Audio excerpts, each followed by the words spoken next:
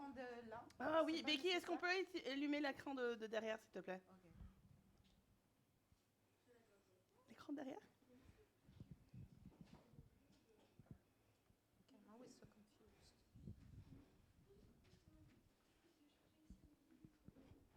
On est prêt? On est live?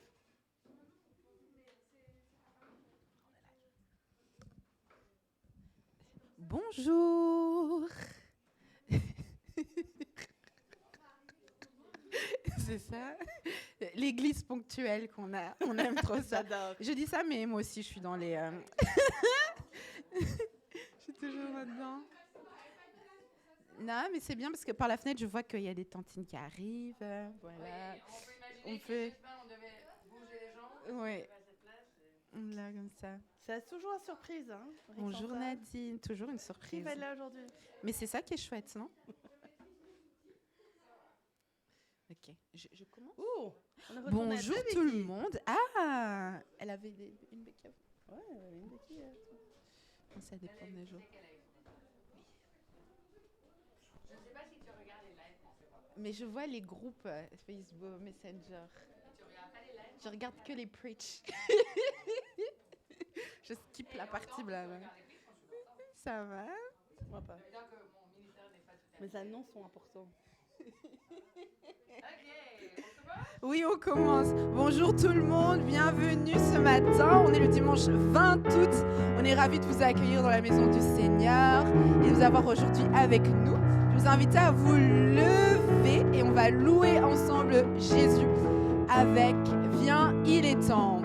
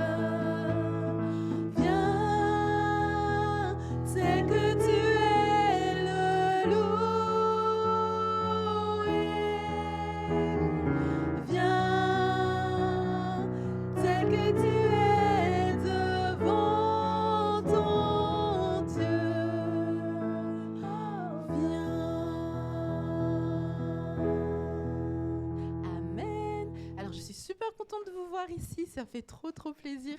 Alors on va lire le verset de Psaume 46 tous ensemble, je vous invite à lire avec moi. Éternel, mon Dieu, tu as multiplié tes merveilles et tes pensées en notre faveur. Nul ne peut être comparé à toi. Veux-je les publier et les dire, Elles sont trop nombreuses pour les raconter. Amen. Et on va chanter quand le vol de la tempête.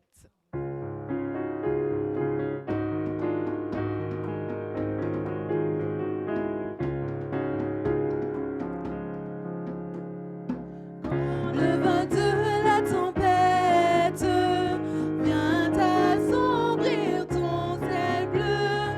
Au lieu de baisser la tête, compte les bienfaits de Dieu. Compte les bienfaits de Dieu. Mets-les tous devant tes yeux. Tu verras en adorant combien le nombre en est grand. Quand sur la route glissante, tu chancelles sous ta croix, pense à cette main puissante qui t'a béni tant de fois. Compte les bienfaits de Dieu, mets-les tous devant tes yeux. Tu verras en adorant combien le nombre en est grand. Bénis sans cesse ce Père qui chaque jour répand sur toi la richesse de son merveilleux amour. Compte les bienfaits de Dieu, mets-les tous devant tes yeux. Tu verras en adorant combien le nombre en est grand. Alors on va passer aux annonces. J'invite Amandine. Ouh, ça va aller super vite. Hein. Il n'y a pas énormément de choses à annoncer. Bonjour à tous. On va faire un peu les annonces rapidement. Alors, on a Rixensart en fête le 17 septembre. C'est Ah oui, on était censé avoir des... des gens. Oui, Mais papa ça est parti. D'accord. Avec ses enfants. Ok, on était censé avoir des feuilles pour s'inscrire. Ouais. Elles seront là la semaine prochaine normalement. Désolée les gars. Mais en tout cas, commencez à réfléchir où est-ce que vous voulez aider et quel moment de la journée vous pouvez consacrer pour l'église. Et c'est tout. Merci Amandine. On n'a pas quoi? Non, pas encore. Non, il va avoir des noyaux vitaux à la rentrée. Ouais. Voilà. Ouais. Voilà. Alors, non. On va louer La Dieu semaine prochaine. ensemble. Je vous invite à vous relever encore une fois et on va chanter la prochaine louange qui est Rien ne peut sauver mon âme. Juste une petite annonce. Pasteur est pour l'instant aux États-Unis parce que sa sœur est décédée lundi et du coup il est rentré pour l'offinarium. C'est pour ça que Pasteur n'est pas là. Du coup on est un peu en train de mettre les choses ensemble au point, un peu différemment. Et beaucoup de monde sont en vacances. Ça. Bon, ouais, voilà, gardons Pasteur en prière et sa famille et toutes les personnes qui ne sont pas là avec nous aujourd'hui. Et on va chanter la prochaine chanson, Rien ne peut sauver mon âme. Rien ne peut sauver mon âme, rien que le sang de Jésus. Pour elle, je ne réclame rien que le sang de Jésus. Précieux sang de l'agneau qui me donne un cœur nouveau. Rien d'autre je ne veux plus, rien que le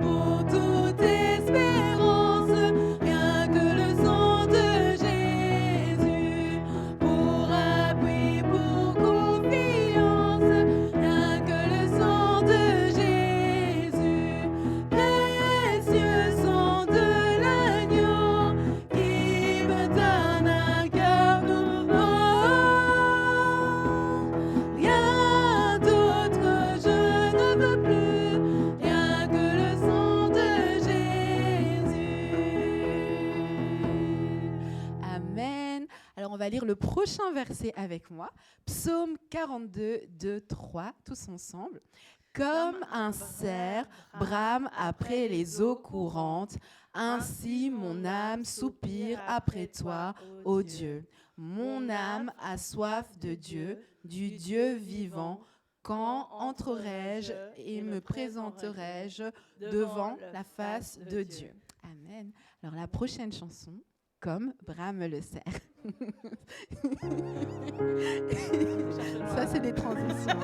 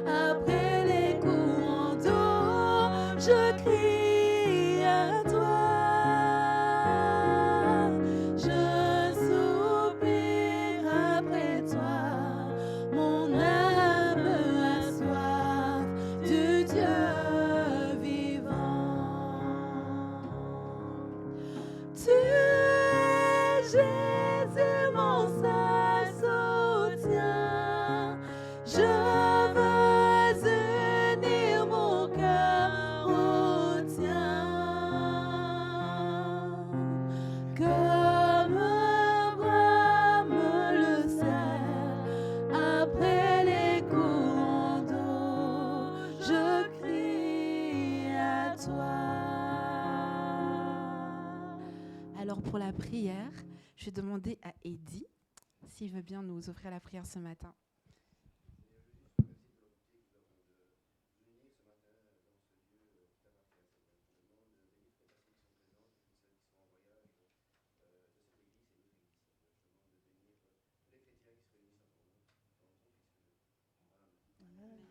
Merci. Alors, la prochaine chanson, Grâce infinie.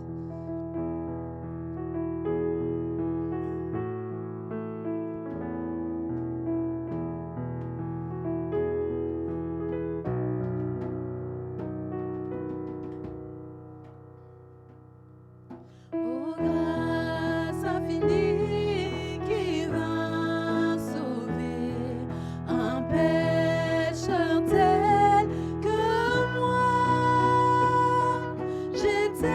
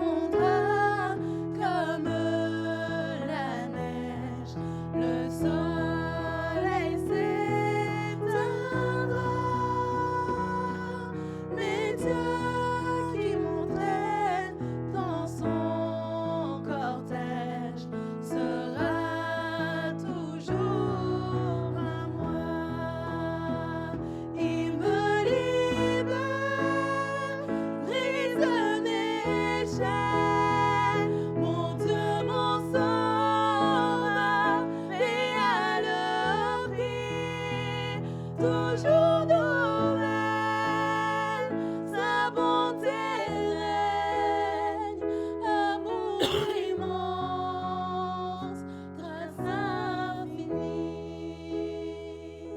amour immense, grâce infinie. Alors, je vous invite à vous asseoir pour le message de ce matin qui est donné par Nadine. Nadim. Alors, j'invite les enfants à descendre avec ma personne Et son téléphone. et mon téléphone. Do you want me to give him this one, Becky? I think I should give him this one. My pastor is leaving.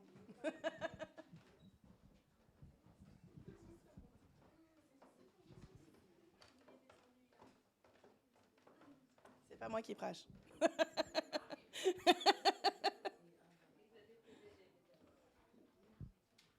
Je vais te laisser le mien.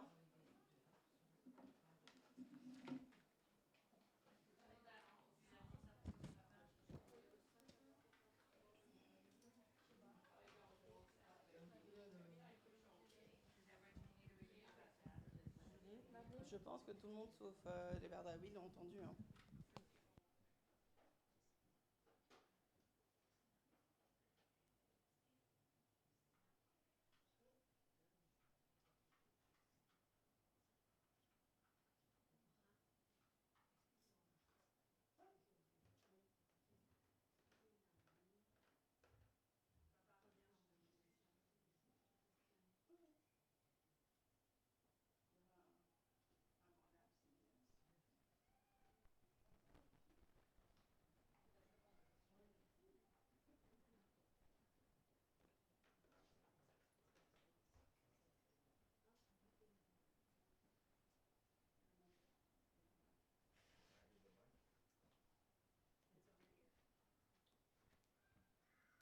Can I do with that one? No. Oh, okay. Désolé, je vais comprendre comment la mettre. Déborah, tu veux m'aider? Tu veux celui qui va là? Tu peux faire? Sinon, ça va Ok. juste comme ça. Tu mets ça dans ta poche. Merci. Bonjour tout le monde. Désolé du retard. Mon épouse est tout seul.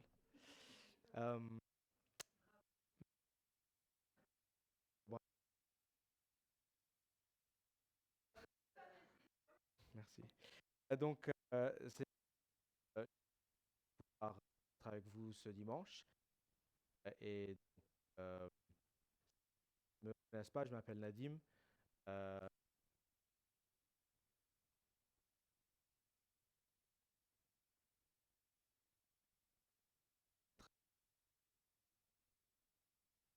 euh, à-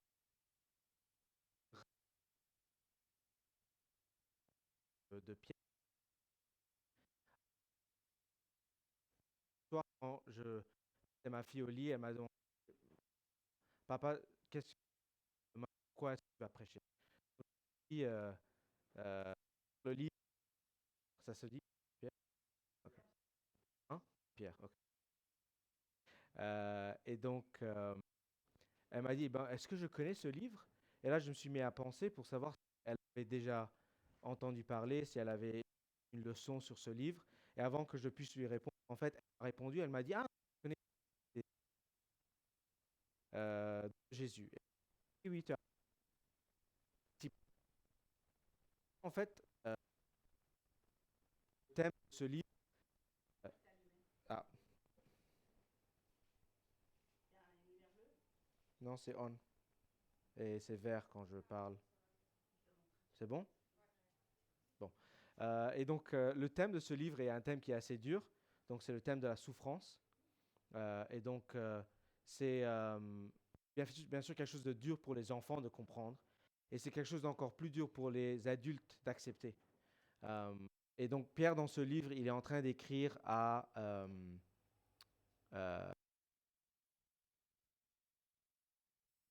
d'aujourd'hui. Et ces églises étaient en train de subir de la souffrance de la persécution, et la vie n'était pas très facile pour eux. Donc Pierre est en train d'écrire ce livre envers eux. Et donc, comme je dis, ces auxquels il est en train d'écrire sont des problèmes, ils étaient troublés. Au début, j'ai une française. Donc tout au début, si on ouvre le 1, verset 1.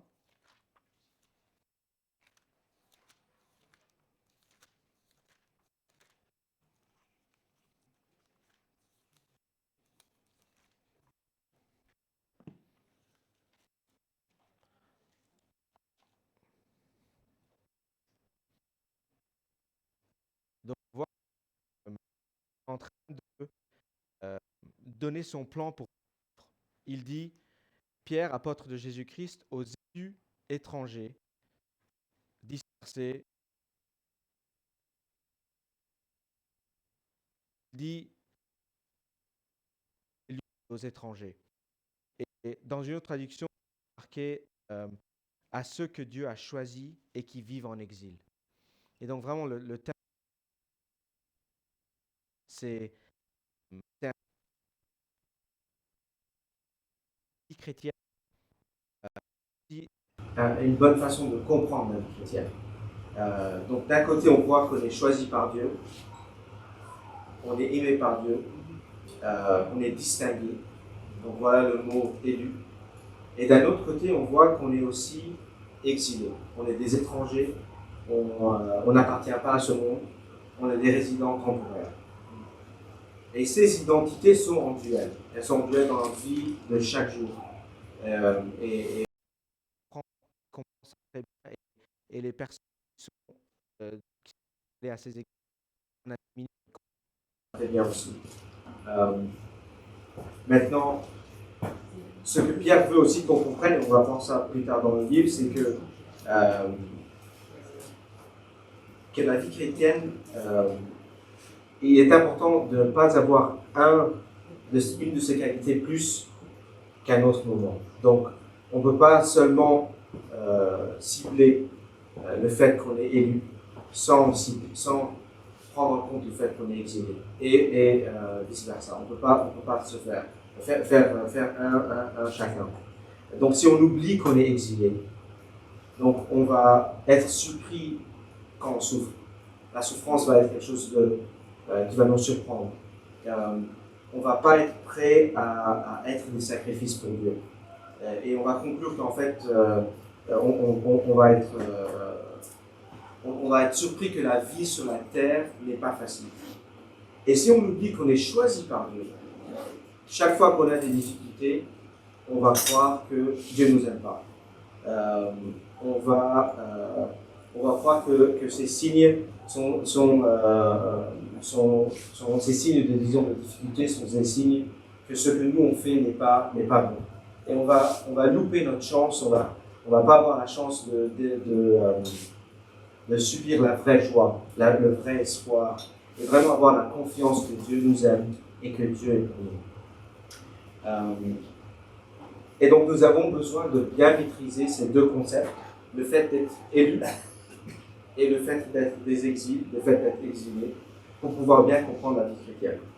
Maintenant, si on continue à lire le chapitre, on voit plus tard que Pierre est aussi en train de donner des messages spécifiques à des groupes de personnes.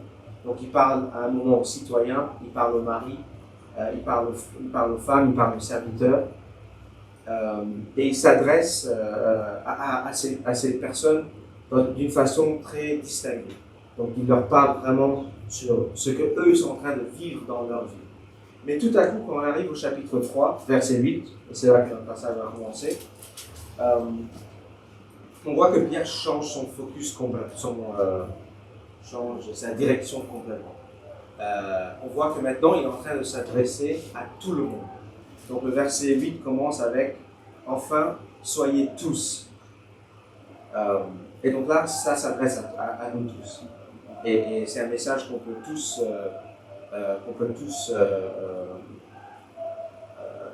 dont on peut tous bénéficier. peu importe nos circonstances, les mots sont immédiatement applicables à notre vie. Donc, ce matin, on va diviser ce passage en trois grandes sections. La première section va être la vie à l'intérieur de l'Église, la deuxième section va être la vie à l'extérieur de l'Église, et la troisième section va être la vie en éternité. Avant qu'on commence, on va prier une deuxième fois. Merci Seigneur pour cette journée, merci pour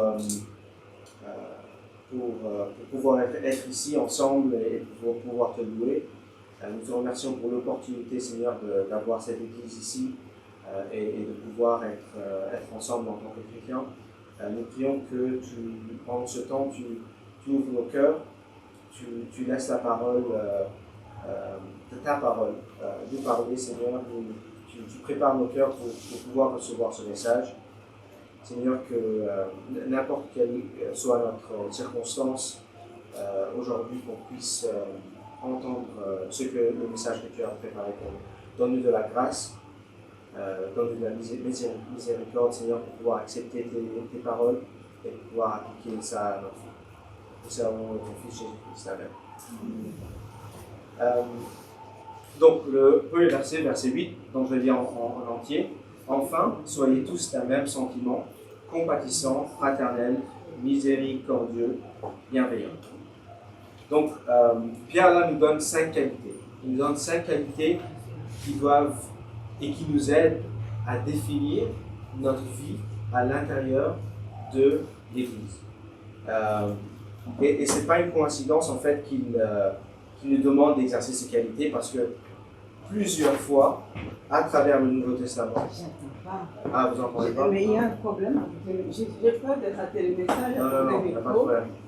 Ça marche pas. Donc j'enlève complètement. Pardon? C'est pour ça que je dois bien, il y a le mot moral. Et vous savez, c'est assez rapide.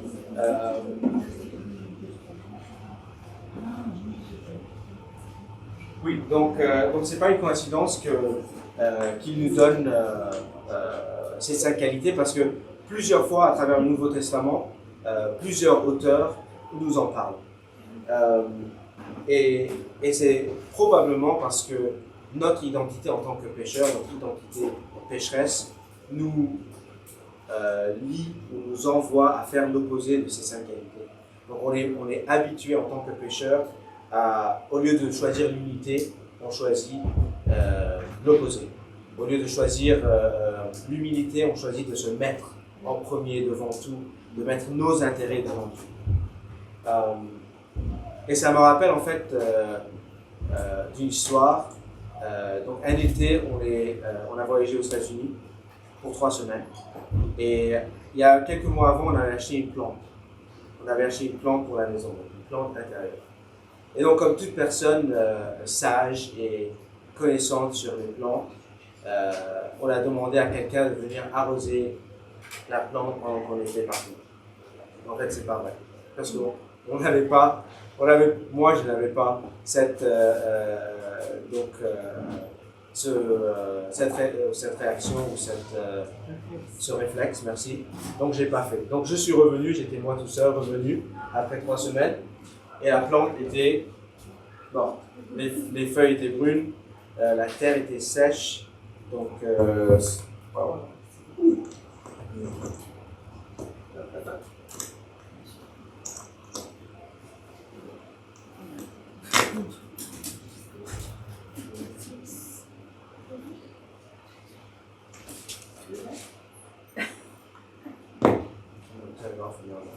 Désolé, je vais l'éteindre et puis je vais l'allumer. Et puis je vais le mettre.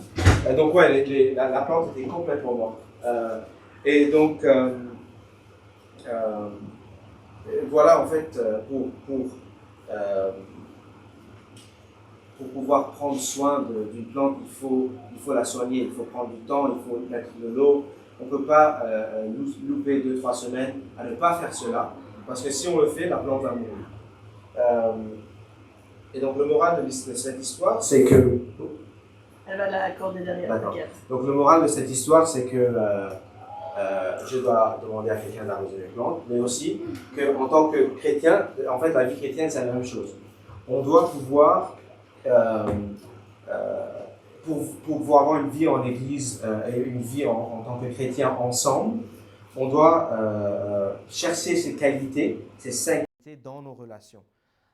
Et si on ne le fait pas, on va commencer à avoir des problèmes. Les mêmes problèmes que ma plante a eu, que j'ai dû jeter. En fait, la façon dont Pierre il a écrit ce verset, il a fait des paires entre les qualités. Donc la première qualité et la dernière qualité, la deuxième et la quatrième, et puis la qualité la plus importante au milieu. Donc on va passer à la première paire de qualités. Donc ici, dans le texte que j'ai devant moi, c'est « Enfin, soyez tous d'un même sentiment ». Une autre traduction, il est marqué « les mêmes dispositions ». Donc qu'est-ce que ça veut dire avoir les mêmes sentiments, les mêmes dispositions? Ce n'est pas seulement vis-à-vis la doctrine, ce n'est pas seulement croire exactement les mêmes choses, bien sûr ça c'est très important, mais c'est aussi être du même esprit. Il faut pouvoir avoir, c'est notre esprit qui doit être uni entre nous, entre chrétiens. Et on voit ça aussi dans un autre passage dans le livre des Philippiens, ouais, ça se dit. Donc dans le chapitre 2, je vais lire ça rapidement. On voit que Paul est en train de parler de cette même chose exactement. Et il dit, dans le chapitre 2, verset 2, « Rendez ma joie parfaite, étant en bonne intelligence, ayant une même charité, une même âme, un même sentiment. » Donc on voit là qu'il est en train de parler d'avoir ce même point de vue. « Ne faites rien par contestation, ni par vaine gloire, mais que chacun de vous regarde les autres par humilité, comme plus excellent que lui-même. Ne regardez pas chacun à votre intérêt particulier, mais aussi à celui des autres. Ayez en vous les mêmes sentiments que Jésus-Christ. » Donc on voit qu'être uni est aussi lié à être humble. Et voilà en fait la cinquième qualité dont Pierre parle dans le verset 8. La dernière, c'est, bon, il est marqué ici être bienveillant. Mais en fait, le mot bienveillant, qu'est-ce que ça veut dire? Ça veut dire avoir de l'humilité dans tout ce qu'on fait. Et ne pas chercher son propre intérêt. Donc, vivre en tant que chrétien et penser aux autres, penser aux intérêts des autres, penser aux besoins des autres. Et donc on voit que cette première qualité d'être lié est bien liée, d'être uni, pardon, est bien liée à la dernière qualité d'être humble et de pouvoir mettre les intérêts des autres devant le nôtre. La deuxième paire des qualités dont Pierre nous parle est, bon, dans le verset ici, il est marqué compatissant et miséricordieux. Et donc un autre mot, une autre traduction utilise au lieu de la miséricorde, utilise la tendre bienveillance. Et encore une fois, ces qualités sont liées. Donc la première qualité, c'est un synonyme, c'est la sympathie. Donc c'est quoi la sympathie? C'est pouvoir, si quelqu'un a un problème, pouvoir sentir une émotion envers cette personne et savoir, bon, cette personne est en train de lutter, elle a des problèmes, et je sens de la sympathie envers cette personne. Et puis la quatrième qualité, donc c'est la compassion. La compassion, c'est la sympathie en action. Donc c'est en fait faire une action, c'est une action qui sort de la sympathie. Et un bon exemple de ça, c'est l'histoire du bon samaritain. Ça se dit? Bon samaritain? Ouais, ok. Donc le bon samaritain, donc on voit que l'homme qui était sur la route, il était blessé, il était tout seul, il était abandonné, il était au bord du gouffre, il allait mourir. Et le bon samaritain l'a vu, il a agi, il a eu de la sympathie envers lui et lui a montré de la compassion en le prenant, en l'aidant à guérir, en payant ses frais médicaux, jusqu'à ce qu'il est redevenu comme il était. Et ça, c'est une qualité qu'on a besoin entre chrétiens. C'est une qualité qu'on a besoin de démontrer entre chrétiens et de pouvoir vraiment être ensemble dans nos hauts et dans nos bas, et de pouvoir se supporter. Donc un jour, moi j'ai des problèmes et Déborah peut m'aider, et un autre jour, Déborah a des problèmes et puis moi je peux l'aider. Donc voilà, en fait, c'est le cycle de la vie. On a tous ces hauts et bas, et c'est de pouvoir être là pour l'un et l'autre voilà ce que Pierre est en train de nous encourager à faire. Et puis la dernière qualité qui est vraiment centrale, donc dans le texte ici, enfin soyez tous fraternels. Donc là on parle de l'amour fraternel.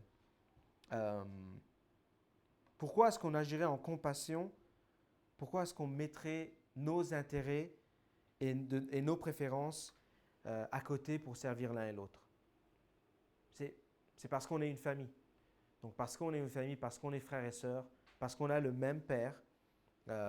Ce n'est pas seulement une métaphore qu'on utilise entre nous en tant que chrétiens, on parle de la famille chrétienne.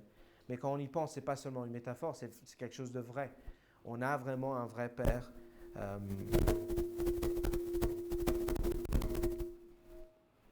C'est toi ou moi?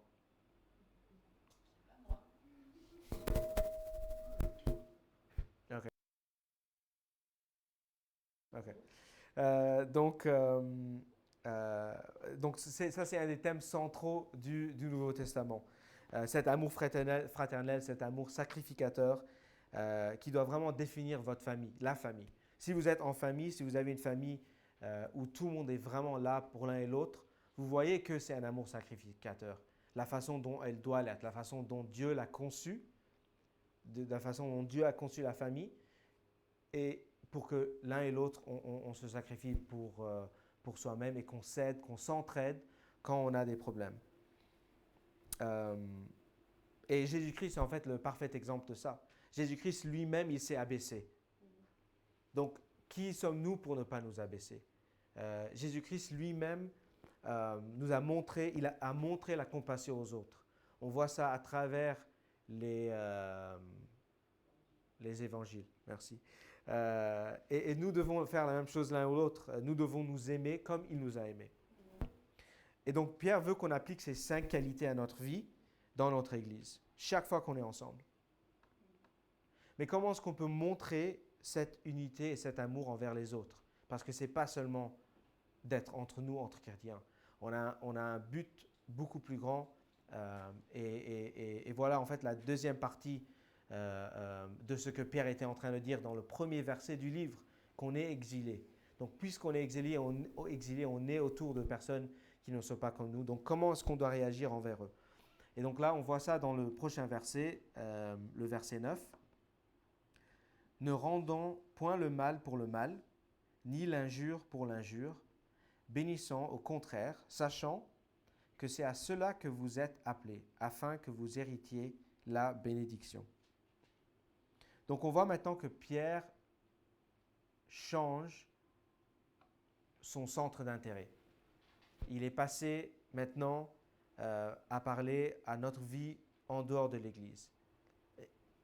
Et comme on l'a indiqué auparavant, donc ces églises auxquelles Pierre était en train d'écrire, elles étaient persécutées. On se moquait d'eux, on les humiliait, merci. Leur réputation était attaquée.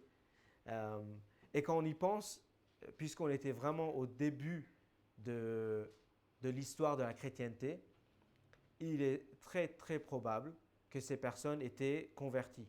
Donc ils avaient déjà une vie, ils avaient déjà des amis, ils avaient déjà une profession, ils travaillaient quelque part, et ils étaient une personne ici, de ce côté.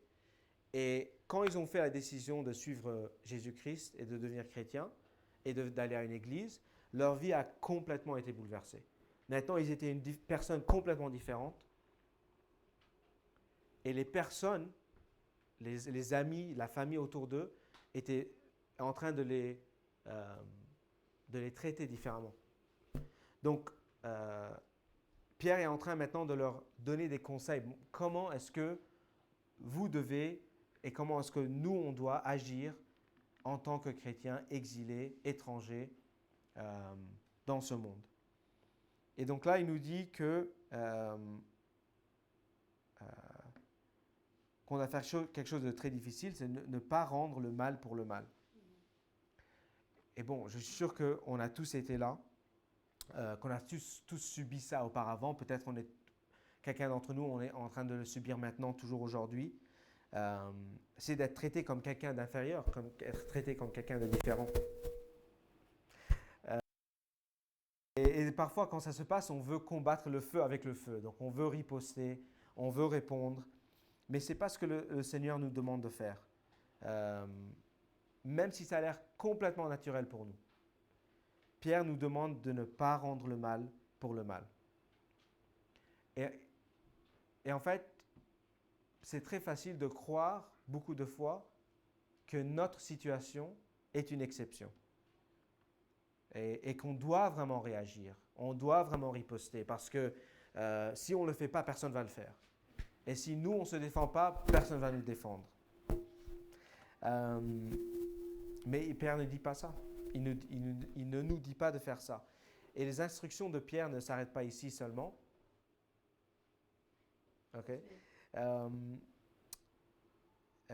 Pierre veut qu'on fasse quelque chose d'autre. T'as vu, je savais que ce n'était pas moi. Il nous dit, ne rendons point le mal pour le mal, ni l'injure pour l'injure, bénissant au contraire. Donc Pierre est en train de nous dire, vous devez bénir les personnes qui vous font du mal. Donc ce n'est pas assez de ne pas répondre du tac au tac et de garder tout à l'intérieur sans faire du mal à notre témoignage de l'extérieur. Parce que c'est facile aussi de faire ça, de remettre tout à l'intérieur et de se dire dans sa tête, en fait, c'est ce que je voulais dire à cette personne. Et ça, mais je ne vais pas le dire comme ça, ils ne vont pas croire que je suis en train de penser des pensées mal. Mais on sait très bien qu'une fois qu'on l'a pensé, on l'a pensé. C'est fait, Jésus nous a déjà instruits de cette façon. Mais encore une fois, Pierre nous demande de les bénir. Et comme le verset 8, où les qualités, ce n'était pas la première fois qu'on entend ces qualités, ce n'est aussi pas la première fois qu'on entend ce message, de bénir ceux qui nous font du mal. Jésus a fait la même chose, a dit la même chose, et il a fait la même chose. Quand il était sur la croix, il a demandé à Dieu de pardonner ceux qui lui ont fait du mal. Il a demandé à Dieu de pardonner ceux qui étaient à côté de lui. Et si lui, il l'a fait, pourquoi est-ce que nous croyons que nous devons pas même essayer de le faire? Et nous voit, il y a aussi un autre passage aussi qui est très à propos dans 1 Corinthiens chapitre 4, où Paul nous dit quelque chose qui est de très frappant.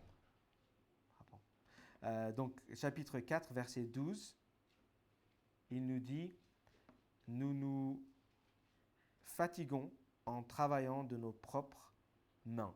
Outragés, nous bénissons. Persécutés, nous le souffrons. Calomniés, nous prions. Nous sommes jusqu'à présent comme les balayures du monde, le rébut de tout. » Et c'est cette ligne-là qui est pour moi très très dure. Parce que moi je ne veux pas que les gens croient que je suis les balayures du monde ou les déchets du monde. Je ne veux pas que je ne veux pas que les personnes croient de mauvaises choses sur moi. J'aime l'idée de moi-même et qui je suis. Elle est importante pour moi. Mais quand on sent qu'on doit répondre et quand on sent qu'on ne peut pas laisser les choses telles qu'elles sont quand quelqu'un est en train de nous attaquer, il est très fréquemment parce qu'on a un grand amour pour soi-même. Et c'est quelque chose de très dur, c'est quelque chose dont on doit tous être à l'attente et surveiller dans notre propre vie. Et c'est à ce point que on regarde en fait aussi ce que Pierre a dit dans le chapitre précédent, donc dans le chapitre 2, où il a dit dans le verset 23, donc chapitre 2, verset 23. Qui outrageait ne rendait point d'outrage, et maltraité ne faisait point de menace, mais s'en remettait à celui qui juge justement. Et il parlait de qui ici? Il parlait de Jésus. Donc encore une fois, on a l'exemple de ce que Jésus a fait. Jésus a décidé de se confier à Dieu. Donc dans ses problèmes, vis-à-vis ces mêmes problèmes qu'il a eus, il a décidé de se confier à Dieu. Et nous devons faire la même chose. Et peut-être que vous êtes dans cette situation aujourd'hui, peut-être au travail, peut-être à l'école, peut-être à la maison, et vous voulez riposter. Mais Dieu nous dit qu'il va nous défendre. Et rien n'est trop petit pour que Dieu ne s'en préoccupe, et rien n'est trop grand que Dieu ne peut pas gérer. Et beaucoup de fois, c'est quelque chose très facile à dire le dimanche, mais très dur à appliquer le lundi.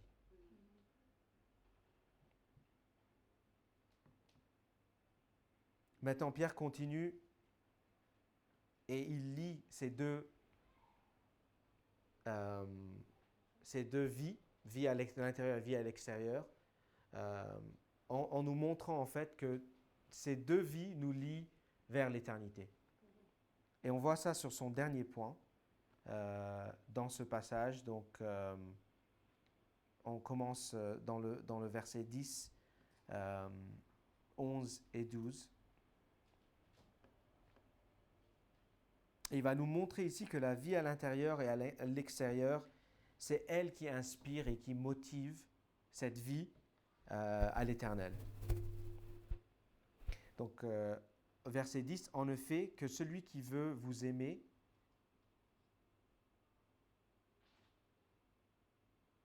la vie et voir des jours heureux, garde sa langue du mal et ses lèvres de paroles trompeuses. Qu'il se détourne du mal et fasse le bien, et qu'il cherche la paix et la poursuive. Car les yeux du Seigneur sont sur les justes, et ses oreilles sont attentives à leurs prières.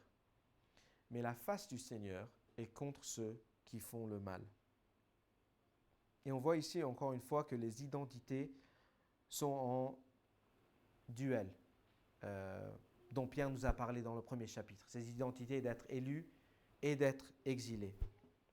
Et quand nous subissons les conséquences d'être exilés, nous devons nous rappeler qu'on est élu, qu'on est aimé par Dieu, et qu'on est sauvé, qu'on a un héritage qui est incompréhensible au monde extérieur. Et cet héritage est pour toute l'éternité. Maintenant, ce passage ici, Pierre en fait est en train de le copier d'un psaume de David. Donc, c'est le psaume 34. Et c'était là où, encore une fois, David nous donne un très bon exemple, parce que pendant ce temps dans la vie de David, il était en train d'être poursuivi, il était en train d'être chassé, il devait se cacher, et il n'avait personne pour l'aider. Des fois, il était tout seul. Et en fuyant ses ennemis, c'est là où il a vraiment commencé à faire confiance à Dieu. C'est là où il a vraiment commencé à se confier à Dieu. Et Dieu l'a protégé. Et voilà pour nous, des fois, et voilà pourquoi j'avais dit auparavant, le thème de ce livre entier est la souffrance, quelque chose de très dur d'accepter, parce que c'est vraiment en souffrant qu'on apprend comment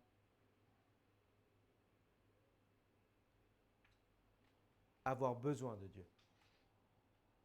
Quand la vie est belle, on pense qu'on a besoin de rien. Et c'est très facile d'oublier de faire des choses qui sont nécessaires pour que la plante survive. C'est très facile. Mais c'est en souffrant que Dieu nous donne des opportunités pour pouvoir se confier en lui.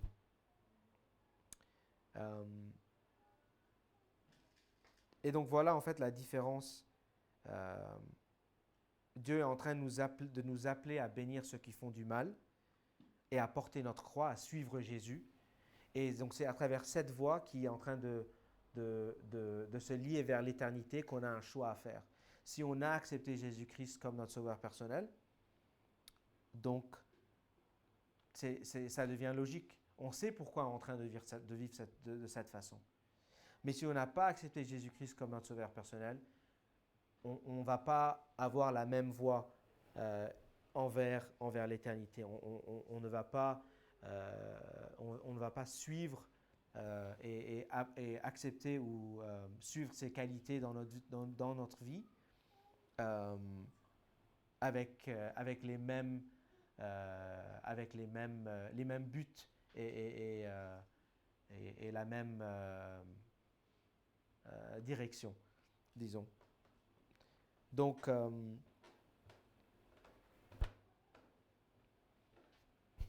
pour finir, donc, et cette image de David, pour moi, elle est très résonnante. Parce qu'on sait que David, malgré le fait qu'il a eu tellement de hauts et de bas dans sa vie, il a quand même été décrit comme un homme ou une personne qui voulait vivre pour Dieu, qui avait le cœur de Dieu.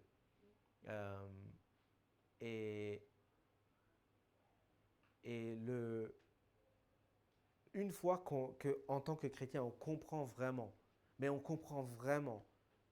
que Dieu ne veut pas de mal pour nous et que toutes les situations dont on subit dans notre vie ont une raison et sont là pour nous guider et pour nous laisser grandir dans notre foi, c'est là où en fait tout va changer. Toute notre perception de tout ce qui s'est passé avant et tout ce qui va se passer et tout ce qui est en train de se passer va changer. Et comme Dieu l'a fait pour David, Dieu peut le faire pour nous aussi. Et Dieu le fait pour nous aussi. Prions. Merci Seigneur pour cette journée encore. Merci pour ta parole. Merci que tu nous as donné ta parole pour qu'on puisse l'étudier, pour qu'on puisse apprendre plus sur toi. Et on sait, Seigneur, que ces choses sont très dures à accepter dans notre vie. On sait que beaucoup de fois, il est très difficile de pardonner. Il est très difficile de ne pas riposter, de bénir, au lieu de dire d'autres mots. Mais nous savons que ces choses sont impossibles pour nous seulement, mais elles sont seulement possibles avec toi. Et nous demandons que ton Saint-Esprit travaille dans nos cœurs, Seigneur, aujourd'hui, demain, quand la semaine commence, quand les jours viennent, pour vraiment pouvoir appliquer ton message à notre vie, appliquer ce que tu veux pour notre vie. Aide-nous, Seigneur, à ne pas être des chrétiens qui oublient de se supporter, oublient de montrer des qualités envers nous, envers l'un et l'autre et envers les autres dehors, pour qu'ils puissent savoir et comprendre pourquoi on croit ce qu'on croit et pourquoi on te suit. Utilise-nous, Seigneur, comme un message vivant envers ceux qu'on croise dans toutes les circonstances de notre vie. Seigneur, nous prions tout cela dans ton nom et le nom de ton Fils Jésus-Christ. Amen.